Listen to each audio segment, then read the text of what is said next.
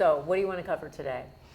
All right, let's talk about how to help other people in the state to create their own coffee hour and create community within their own communities.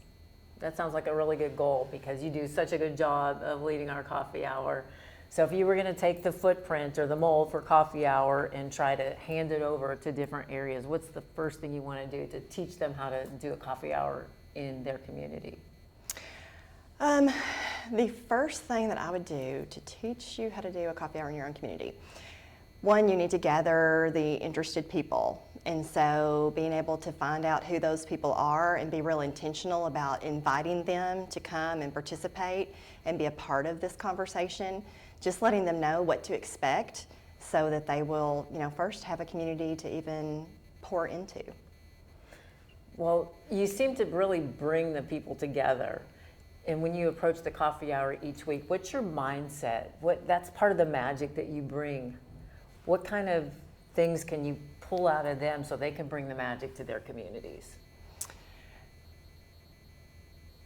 What my goal is through coffee hour is to let them identify what their needs are as entrepreneurs. Being an entrepreneur myself, I have some of that information. I know some of the things that they are needing to work on or what their next step might be. But I look for them for direction, and then I try to fill in some of those gaps. And so it's a cross between addressing the needs that they've identified and then addressing those needs that they don't really know about yet, that they're going to have issues with maybe. Yeah. So you bring some really continuity each week. You must have some kind of template in your brain.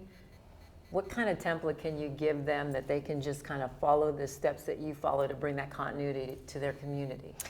So in thinking about what do we really want to achieve through a community coffee hour, and so certainly networking is an important part of that. Now that could take up the whole time if you allowed it to, and so starting with, so we do kind of have a template in mind, kind of an agenda if you will, where we start and let everyone get comfortable. We go through some announcements, we give everybody an opportunity to share about where they are in their entrepreneurial ride, and then from there, I'll give them either training on a certain topic, or a guest will come and provide information on a certain topic.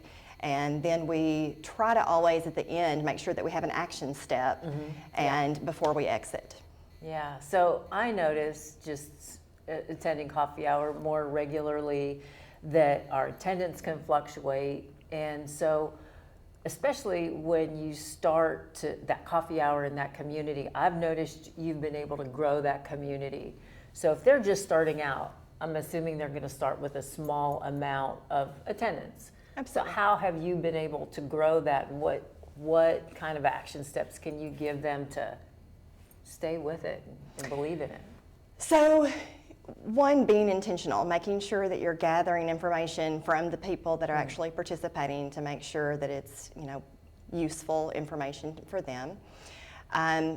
To making sure that they're involved. So I don't speak to them. I don't ask our guests to just, present. Yeah. It's more of a facilitation. I'm working with the people in the room. They're a part of it, so they're invested in the conversation and in the topics, which helps them return and come back. They feel like they're a part of it. Yeah, that's so true. I think that teaching them, like you do, that to bring that engagement helps people feel a sense of ownership of that coffee hour. So it's not Amie's coffee hour, it's the community's coffee hour. I love that. What are some other ways they can make their community own that so they feel like that's us, that's who we are? I think too, being able to tap into your own talent. We have so much talent here at Sprocket. We have so much talent in that room. And so being able to tap into those individuals and allowing them to come to the front of the room and share their knowledge with others, they feel like they have skin in the game. And then they see their colleagues up there doing the same thing. So it's just, I don't know how to tie that up, but it works. They come together like a patchwork, a quilt, I guess, and it's all weaved together, similar to the mentor deck. You have everybody that comes with that subject matter expert. They're a subject matter expert in their company, and that's, I find, one of the benefits the major benefit of the mentor deck is that specificity of knowledge that they bring that we wouldn't otherwise have unless we were able to tap into that. So absolutely. Community Coffee Hour brings the same thing, just with a little bit different mindset in that these are typically solopreneurs. A lot of them are about to become members or emerging members of our community, and they're working to be one of those mentors. So I kind of feel like it's our incubator for our future mentor deck. Absolutely. And even the collaboration that those individuals are doing together, you know, you're a solopreneur, and then you connect with another one, and then you work together and collaborate, which just makes the projects go that much better. Man, I love that part about it. Just watching everybody chatter about and share information, even with the session this morning, people sharing the different things that they know. So everybody's knowledge grew collectively. That was cool. Absolutely. So Amie, Yes. tell me about your experience with the mentor deck. How has it helped your business? Oh, wow. How has it helped my business? I often have thought about where would I be without the mentor deck. It has been absolutely incredible. What I think any entrepreneur, the biggest challenge is that you don't know what you don't know. So for me, that's a big fear. It's this huge fear of the unknown. I don't even know what my next step needs to be. I don't necessarily know what my next question is that I need to ask. And so to be able to come together with another person and say that out loud to another entrepreneur and say, I don't know what I need to do next, and just get some guidance. Just have someone hold my hand while I look around the corner and see what is around that corner. What are the options? What might be coming around the corner? You know what I love about what you said there is you felt a level of comfort and trust. Mm-hmm. So what brought you to that level? Why were you able to just enter the mentor space and feel like I could trust these people with sharing those fears? Well, it didn't start with just immediately jumping into that space. You know, I started by going to Coffee Hour. First, I was an attendee at Coffee Hour, and I got to know the space, the entrepreneurs. Then you go on to Mentor Deck, and you see that some of those very people around that table that you're hearing these nuggets of wisdom just drop from, and you're like, oh, they are available on the Mentor Deck. I can connect with them immediately. And so you make that connection, and I already have that trust in that individual. So I know that they're going to help steer me right. I know that they are aligned with my values, much like Sprockets, and so it works beautifully. So can you share a moment where the mentorship has helped you really shift your business, take that next step? Absolutely. So when you're trying to go from fee to free, when you're trying to go from free to fee, that can be a scary time. And if you don't really know how valuable you are, sometimes you need someone to remind you of that and to pour that confidence back in you. That has definitely been something that I've been able to receive through the mentorship, to be able to be reminded of my value and my worth so that I can then turn around and be able to actually profit from what I'm trying to do.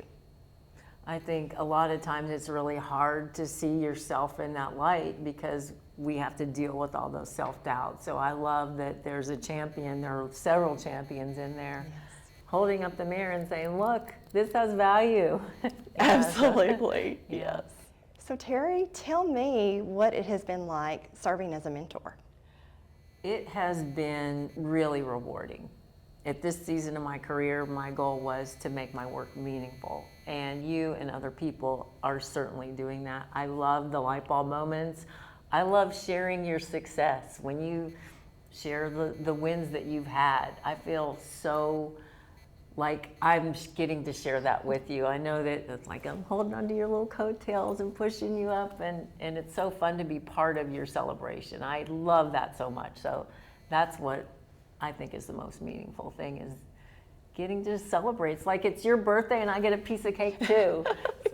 I love being able to text you little pieces of cake. I love being able to, whenever I do something that I said that I would do, and then I can take a picture of that and send it to you and get my little pat on the back. That feels good too. And I can find just the right gift to send it back. What would you say to someone who is thinking about becoming a mentor? Don't hesitate. There's no reason, and actually I feel like if someone has some experience or some knowledge, wisdom, it's your duty to share that, especially people that are in our Western Kentucky region. A lot of times we're forgotten about on this end of the state, and if we can help lift each other up by sharing knowledge, we should do that. That we owe that to each other, we owe that to our region of Kentucky. So don't wait. No one will die. You be a mentor and you can help someone, and you'll find that you benefit as much, if not more, from that person that you're mentoring.